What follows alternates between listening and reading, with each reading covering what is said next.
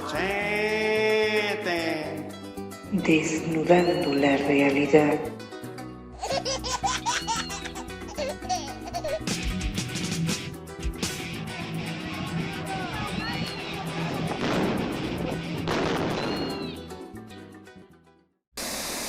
Bien, querido público, un gran saludo rebelde, libertario, fraterno y solidario, como todas las semanas. Aquí de nuevo transmitiendo nuestro noticiero semanal Machete número 42. Quienes les hablan, como todas las semanas, desde esta trinchera de lucha y desde nuestra querida parroquia La Pastora, una de las 22 parroquias del municipio Libertador de Caracas, capital de nuestra república, La Pepa. Y Samuel Bravo, este servidor, parte de nuestro equipo comunicacional. Un abrazo especial a nuestros panas de Urdimbre Radio 100.6 FM, la radio del nuevo tejido cultural, allá en el municipio Tibasosa, en el departamento de Boyacá, en nuestra hermana República de Colombia. Nos pueden escuchar por urdimbreradio.com a las 9 de la mañana, hora venezolana, y a las 8 de la mañana, hora colombiana. Siempre unidos, pueblo a pueblo, Colombia y Venezuela. Y por supuesto, nuestro abrazo, cálido abrazo a los panas de Aporrea Radio en el portal venezolano Aporrea. Por supuesto, nos pueden también seguir por nuestro canal YouTube Machete La Pastora. Bueno, Samuel, vamos a empezar este noticiero con nuestra sección Hablan las calles. Gracias, Pepa. Bueno, fíjate, es importante recalcar que el lunes 27 de febrero, aquí en Venezuela, fue un día muy importante, un día histórico.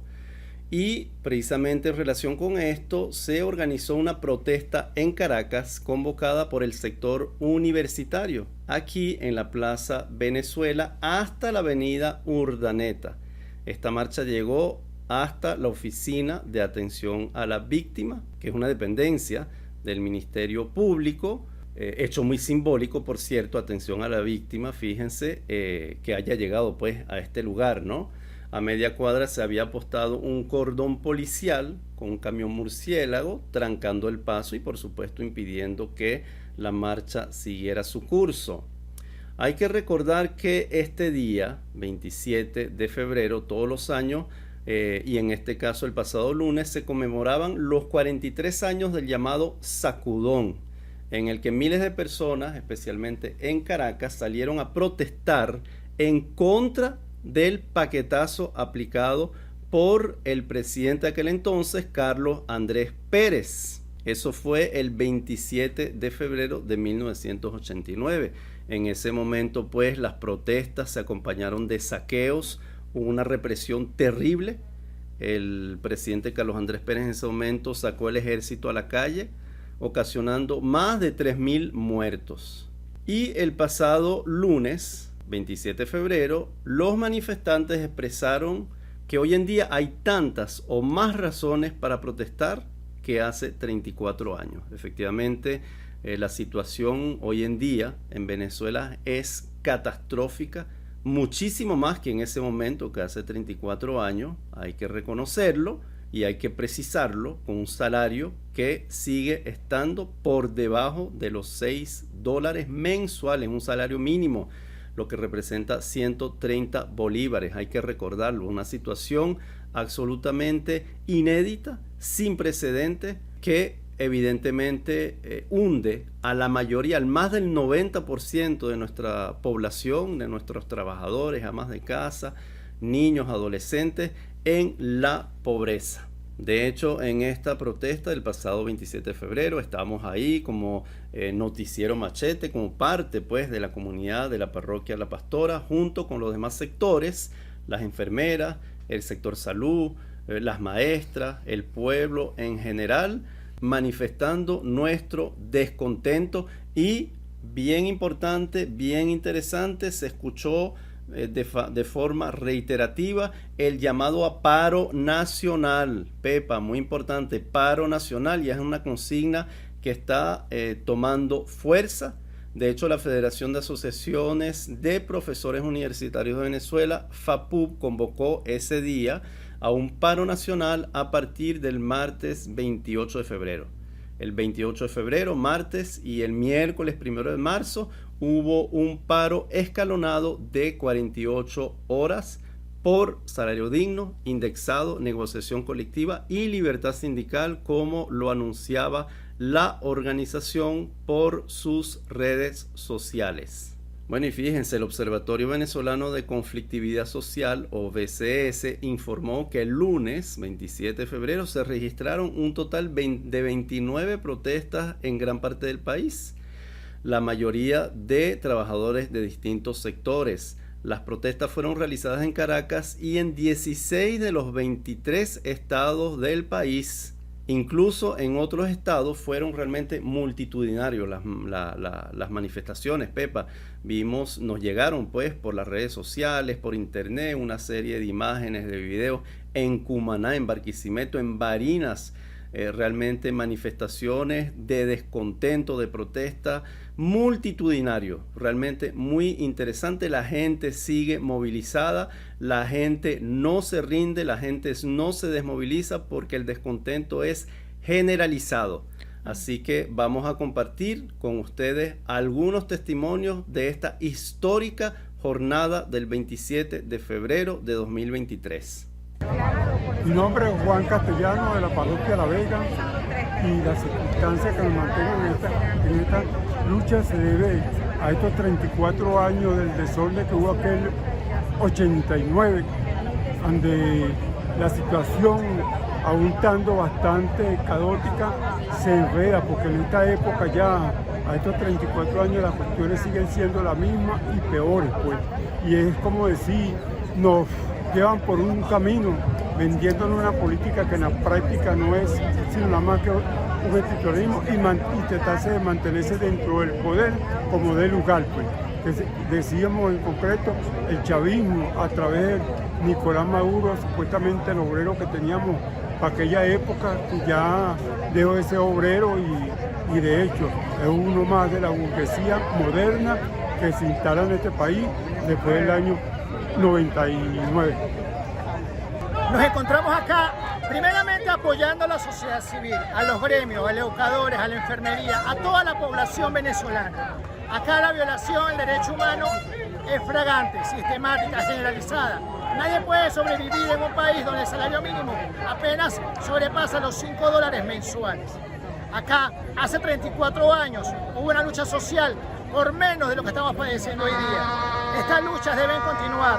Es necesaria la participación de toda la población venezolana en estas luchas constantes, en la calle, mostrando la resistencia y exigiéndole al Estado, exigiéndole nuestros derechos, porque los derechos se defienden en la calle y se exigen. Derechos que no se defienden, derechos que se pueden perder. Salgamos a la lucha. Soy Osvaldo Pacheco, de la Corriente Secura y del Partido Socialismo y Libertad. Estamos hoy 27 de febrero, conmemorando también la rebelión del 27 de febrero del 89, donde el pueblo salió a la calle para exigir sus derechos y para exigir una vida más digna. Estamos hoy también acompañando a los trabajadores del sector universitario, del sector salud y de los empleados públicos para exigir la derogación del memorándum 2792 que acabó con las contrataciones colectivas, la eliminación del instructivo del ONAPRE, y estamos exigiendo un salario que sea igual a la canasta básica. Bueno, querido público, y el jueves 2 de marzo, La Izquierda Diario publicó lo siguiente: asesinado por sicarios el dirigente campesino Carlos Bolívar en Guárico. Te escuchamos, Pepa. Así es, Samuel. El dirigente campesino Carlos Bolívar fue asesinado este jueves 2 de marzo en el estado Guárico por sicarios mientras iniciaba sus labores en Puerto Carrizalero, Camaguán. Bolívar era un dirigente nacional de la Plataforma de Lucha Campesina y del Movimiento Nacional Campesino.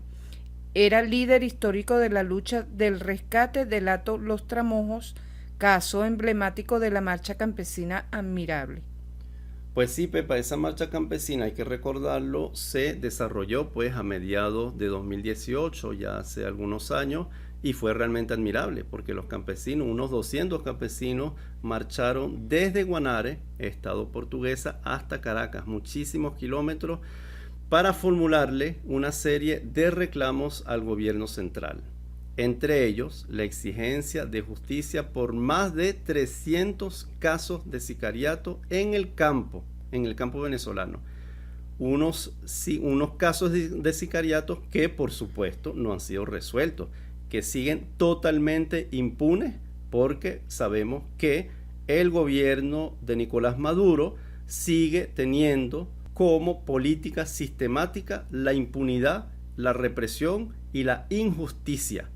La represión contra nuestro pueblo humilde, campesino, obrero, indígena, y justo un año después de que los campesinos habían ganado legalmente la lucha en los Tramojos, ocurre este lamentable crimen.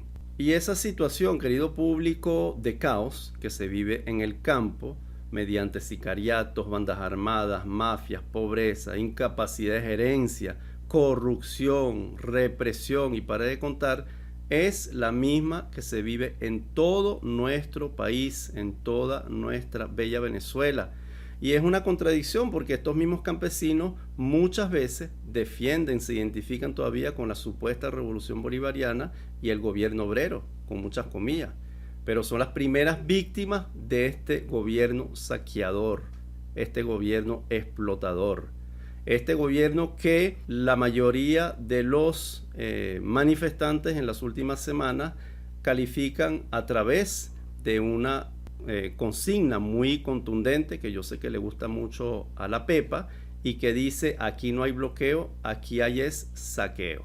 Así es, Samuel, en un registro un poquito más jocoso y carnavalesco. Este jueves 2 de marzo, en su cuenta Twitter, el comunicador social y luchador Manuel Isidro Molina publica: 11 exdiputados de la Asamblea Nacional 2016-2021 renunciaron a voluntad popular. Unos van a la campaña de María Corina Machado y otros a la del Conde del Guácharo. Me acaban de informar. Bueno, un abrazo, un saludo a nuestro gran amigo, comunicador social, luchador Manuel Isidro Molina. Y efectivamente, Pepa, realmente este carnaval, este circo que ofrece la PUD, la oposición oficial, pudiéramos decir, de aquí en Venezuela, y de sus primarias, realmente lo que dan es pena ajena. Cómo se echan cuchillos, cómo se hacen zancadillas, cómo se traicionan. Bueno, realmente dan pena ajena, no hay otra palabra. Pero por lo menos eso tiene una virtud. Este show que ellos ofrecen tiene una gran virtud, y es que esto permite desenmascararlo. Son incapaces de llegar a un acuerdo en beneficio de las grandes mayorías, y por lo tanto nos permiten ver o digamos mostrarse como lo que son: unos ambiciosos, codiciosos, egoístas. No les importa las dolencias del pueblo, no les importa el salario de los trabajadores de $5, de $10, sus sufrimientos, su quehacer diario, sus vicisitudes, su desnutrición, bueno, todo lo que conocemos. Y por supuesto nos permite a nosotros como pueblo trabajador, pueblo que vive en las comunidades urbanas y campesinas y del campo, ver claramente que de ellos no va a salir una alternativa política para este país. Con ellos no podemos contar para un programa para salir de la crisis. Ellos siguen en su falsa polarización, peleando por el reparto de las riquezas, pero no les importa al pueblo. De tal manera que nos toca a nosotros, desde las comunidades, desde los trabajadores, formular, levantar un programa alternativo para salir de la crisis. Como decían por ahí, solo el pueblo salva al pueblo. Bueno, fíjese, querido público, y el viernes 3 de marzo participamos como Noticiero Machete, como parte de nuestra comunidad de La Pastora, a una actividad, un acto de protesta, también de conmemoración, a la que nos invitó y convocó nuestro gran amigo, el profesor Luzvi Portillo, gran luchador por los derechos de los pueblos indígenas, antropólogo de la Universidad del Zulia. Este acto de solidaridad y de protesta se llevó a cabo en la Plaza Venezuela, aquí en Caracas, frente a la estatua, simbólicamente, del gran indio Guaycaipuro, a las 11 de la mañana. Te escuchamos, Pepa. Efectivamente, Samuel, el pasado martes 28 de febrero, Aporrea publicaba lo siguiente: este viernes 3 de marzo se cumplen 10 años del asesinato del cacique Sabino Romero Izarra, cacique caribe del pueblo Yupa de la Sierra de Perijá, del estado Zulia. Por este asesinato cumple condena el sicario Ángel Romero Bracho, alias El Manguera, quien fue imputado por la justicia venezolana tras un juicio que duró más de un año y sobre el cual los familiares, amigos, organizaciones sociales y de derechos humanos lograron con perseverancia y constante presencia que se le diera condena máxima. Esto se logró el viernes 14 de agosto de 2015, cuando el Tribunal 17 sentenció a Ángel Romero a la pena máxima de 30 años por el asesinato del cacique Yupa Sabino Romero Izarra.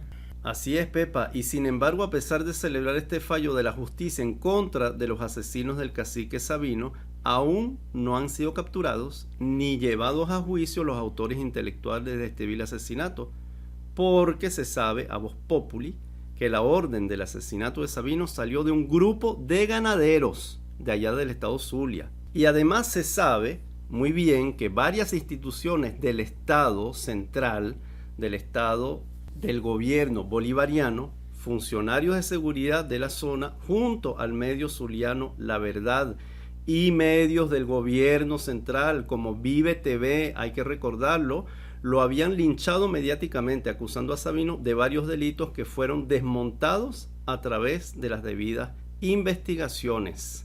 No hay que olvidar que Sabino fue preso, fue arrestado, puesto en la cárcel por las autoridades, la mal llamada justicia, sistema de justicia del gobierno bolivariano, más de un año sin pruebas. Cárcel donde intentaron asesinarlo varias veces también. Por supuesto, de tal manera que Sabino fue perseguido no solo por los ganaderos, evidentemente, de la zona, sino por el mismo gobierno regional y central. Eso no hay que olvidarlo.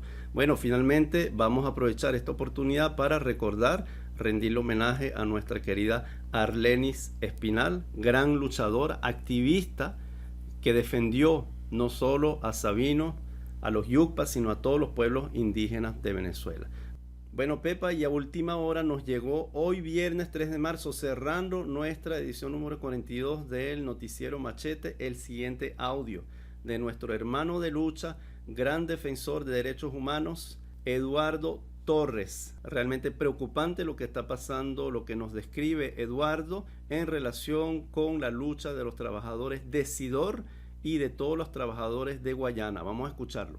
Asociación de Profesionales de la Universidad Central de Venezuela. Desde la Secretaría de Convenciones Colectivas, hoy, viernes 3 de marzo, expresamos nuestra solidaridad con el compañero Yuxil Martínez, trabajador de la empresa básica Sidor, que en horas de esta mañana ha pretendido la Guardia Nacional llevárselo preso, porque él está exigiendo su entrada a la empresa. Él es uno de los 12 compañeros que han venido protestando desde el mes de enero, que exigieron frente al portón 4 que se respeten los derechos humanos laborales, no solo de Sidor, sino de todas las empresas básicas y de todos los trabajadores venezolanos. Hay unas actas firmadas en donde, por cierto, uno de los puntos era que no se iba a tomar represalia contra los luchadores que están defendiendo sus derechos. Además, que lo que se exige es el salario digno, el salario justo, el salario suficiente establecido en la Constitución de la República Bolivariana de Venezuela, el respeto a las convenciones colectivas, la derogatoria del instructivo 2792, de las instrucciones de la ONAPRE nacionales, y nada de esto se ha dado respuesta por parte del gobierno. Denunciamos también que a esos trabajadores que están en lucha en Guayana, lamentablemente el Ministerio del Trabajo con funcionarios ad hoc que están aquí desde Caracas, ni siquiera desde la región, le han levantado procedimientos, calificaciones de despido que también lamentamos y repudiamos estrictamente. Nosotros saludamos, nos solidarizamos y apoyamos y aplaudimos los esfuerzos de los trabajadores de SIDOR que hoy impidieron un nuevo preso político por defender derechos en Venezuela. Los trabajadores impidieron que la Guardia Nacional se llevara al compañero Yuxil Martínez, cosa que es valiente, elemento que es valiente, y que llamamos a los trabajadores de Guayana y de toda Venezuela a seguir estos ejemplos. No queremos más presos políticos, más presos trabajadores por defender derechos. Por el contrario, seguiremos defendiendo todas estas justas causas de libertad sindical que se vienen desarrollando en el país. Abogado Eduardo Torres, defensa de Emilio Negrín.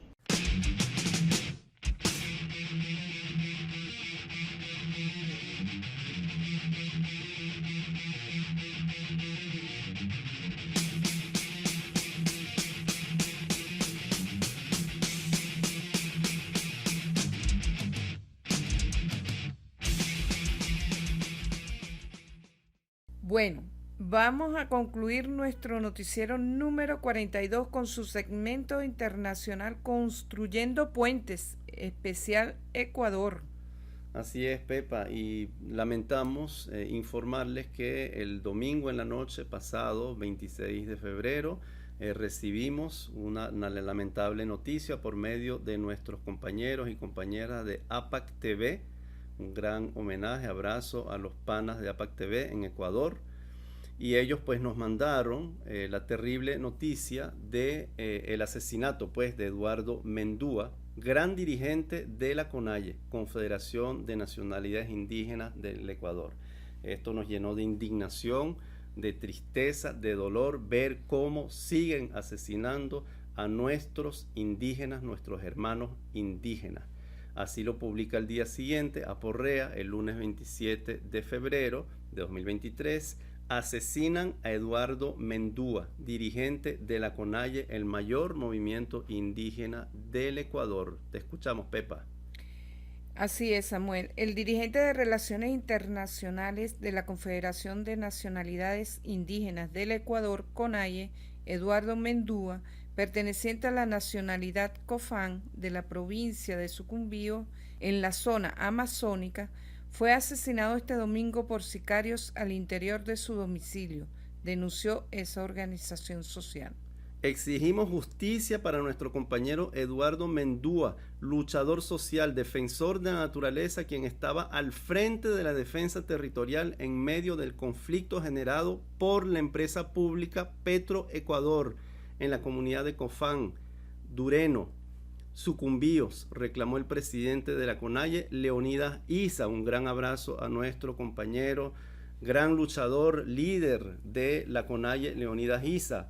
Él aseguró que la muerte de Mendúa está relacionada con los problemas socioambientales que se viven en el territorio de los pueblos y nacionalidades indígenas, donde se quiere imponer el modelo extractivo que destruye la tierra. Vamos a escuchar testimonios de Leonidas Issa y de otros dirigentes indígenas el día del velorio del gran compañero, luchador, líder, Eduardo Mendúa. Queridos hermanos, hermanas, ecuatorianos, ecuatorianas y a toda la comunidad internacional, a nombre del Consejo de Gobierno de la CONAIE, del cual fue miembro nuestro compañero Eduardo Mendúa, traemos esta nota de pesar, esta nota de condolencia a su esposa, a sus hijos, a la familia, a la comunidad, a la nacionalidad, a la región amazónica y a todos los pueblos y nacionalidades del Ecuador. Este asesinato lo hacen en el corazón del Consejo de Gobierno de la CONAIE. ¿Acaso no es un mensaje para el resto de miembros del Consejo de Gobierno de la CONAIE? ¿Acaso no es una alerta que están sufriendo en otros territorios de la misma manera los dirigentes que se han fajado para defender la vida, el territorio, el agua y hasta la última estructura comunitaria. Necesitamos garantizar la unidad y los procesos organizativos para defender nuestros derechos. El defender el derecho a la consulta previa, libre e informada. El defender el territorio libre de minería, libre de las petroleras. El defender el territorio, un espacio de convivencia. Un espacio de convivencia, en este caso con la madre naturaleza, con nuestros hermanos, pero también un espacio espiritual. Número 1. Desde la Confeñé condenamos categóricamente la actitud del gobierno nacional a través de su empresa pública petrolera Petroecuador. Cuando no había la presencia de empresas transnacionales, multinacionales, como las empresas petroleras, nuestros hermanos, especialmente de la nacionalidad Aicofán, vivieron en paz, en armonía en su territorio. Señores autoridades, como nos caracterizamos pueblos de lucha, estamos en capacidad no solamente mover solo la nacionalidad Aicofán. Escúchenme, señores autoridades, estamos en capacidad de mover toda la estructura de guardia indígena de toda la Amazonía ecuatoriana y del Ecuador. Señor presidente, compañero Leonidas Issa, estamos en capacidad. Y este territorio es territorio liberado. Vamos a hacer en todo el territorio campamentos de vida. Vamos a luchar. Vamos a luchar. Y les digo, compañeros y compañeras, con certeza, estamos en pie de lucha. La nacionalidad Aicofán no está solo. Está con toda la estructura de la región amazónica. Aquí somos los hijos de los Shuar, de los Achuar, de los Quichos, de los Sionas, Yecopay, Cofán, los Xiver, los Andua, los Zapara. Toda la estructura, compañeros y compañeras. Toda la estructura. Y con la Confeñé no se juega. Este momento, si asesinaron a Eduardo Mendúa, acaban de asesinar a la Confeñé, a la Conaya, a la Coica, toda la estructura del movimiento indígena de la Amazonía ecuatoriana. Bueno, fíjense, queridas y queridos, y este terrible, repudiable asesinato, el de nuestro compañero Eduardo Mendúa, sucede después, como se lo recordamos la semana pasada, de la gran asamblea de los pueblos indígenas en la Casa de la Cultura de Quito, el día viernes 24 de febrero, donde ahí se tomaron importantísimas decisiones. De hecho, el portal Primicia, al día siguiente, el sábado 25 de febrero, publica lo siguiente: la CONAIE rompe el diálogo y pide la renuncia del presidente. El presidente Guillermo Lasso, por supuesto, presidente de la República del Ecuador. El Consejo Ampliado de la CONAIE decidió abandonar el proceso de diálogo con el gobierno y exigir la renuncia del presidente Guillermo Lasso por su incapacidad de gobernar. La CONAIE finalizó su Consejo Ampliado en Quito la noche de este 24 de febrero de 2023 con 14 resoluciones. La principal fue exigir la renuncia del presidente Guillermo Lasso y que la Asamblea y la Corte Constitucional den paso a su enjuiciamiento político. Además, Leonidas Issa, presidente de la CONAIE, anunció la salida del movimiento indígena de las mesas de seguimiento de los acuerdos alcanzados en el proceso de diálogo que dio fin al paro de junio de 2022, que cubrimos, reseñamos durante varias semanas el año pasado, ¿no? Para recordarlo. Según el Consejo Ampliado, no ha existido la voluntad política por parte del gobierno para el cumplimiento de los acuerdos. Al contrario, sostuvo el mandatario, ha continuado avanzando con sus políticas neoliberales que violentan nuestros derechos. Bueno, fíjense, y entre estas 14 resoluciones hay por lo menos 2 que queremos comentar o que queremos leerles, que son muy importantes. La 4, declararse en movilización y asamblea permanente y radicalizar la lucha en los territorios en defensa de sus demandas históricas. Esto es la resolución 14, radicalizar la lucha en los territorios. Y la resolución número 12, en el marco de la lucha de las mujeres y de la solidaridad con los pueblos de Perú, convocar el 8 de marzo a concentrarse en la gran movilización nacional en Quito para seguir luchando contra todas las formas de opresión. Así que oído al tambor, el próximo 8 de marzo, Día Internacional de la Mujer, van a estar nuestros hermanos indígenas de la CONAIE en Ecuador acompañando junto con sus hermanas luchadoras indígenas el movimiento de mujeres, aprovechando esta oportunidad para hacer sus reclamos y movilizarse en contra del gobierno de Guillermo Lasso. Bueno, fíjense, y esto pica y se extiende porque a raíz de las resoluciones de aquella asamblea muy importante el pasado viernes, pues el Congreso de Ecuador recomienda juicio político contra Lasso. Hay que recordar pues que el movimiento indígena tiene importantes aliados dentro del Congreso del Ecuador, que es de mayoría opositora al gobierno de Lasso, en particular la fracción parlamentaria Pachacutic. El informe sugiere, tal como lo publica el canal Deutsche Welle en español el 2 de marzo, sugiere enjuiciar políticamente al presidente por delitos contra la seguridad del Estado y contra la administración pública, cohecho, concusión y peculado. Te escuchamos, Pepa. Así es, Samuel. El documento de la comisión aún debe ser estudiado por el Pleno del Congreso, donde la mayoría es de oposición.